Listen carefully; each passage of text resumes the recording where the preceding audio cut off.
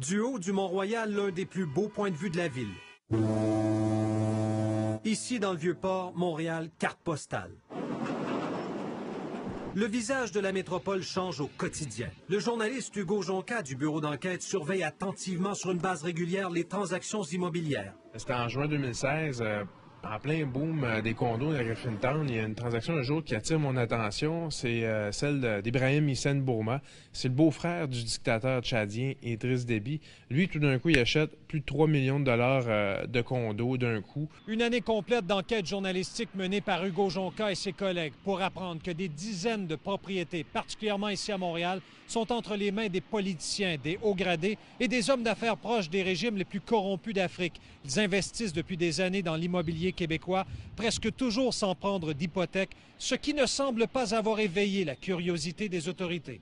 C'est des dizaines de propriétés, mais c'est une quinzaine de personnes, puis il y en a pour plus de 30 millions de dollars. Vous avez bien entendu autour de 35 millions de dollars de propriétés achetées au Québec par des individus qui, pour la plupart, ont fait l'objet d'enquêtes pour divers délits ou crimes financiers, soit dans leur pays d'origine, soit en Europe, où les procès sur la corruption de despotes africains se multiplient.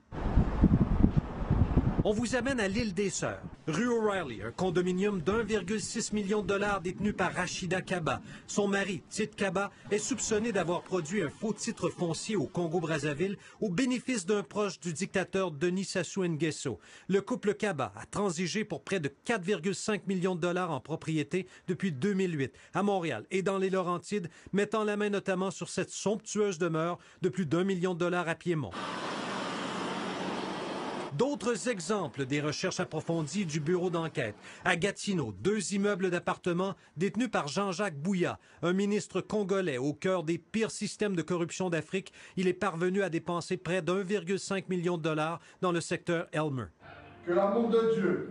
Wilfrid Nguesso, fils de dictateur. Il est propriétaire de cette maison d'1,4 million dans Ville-Mont-Royal. La France vient de l'arrêter pour blanchiment de détournement de fonds publics.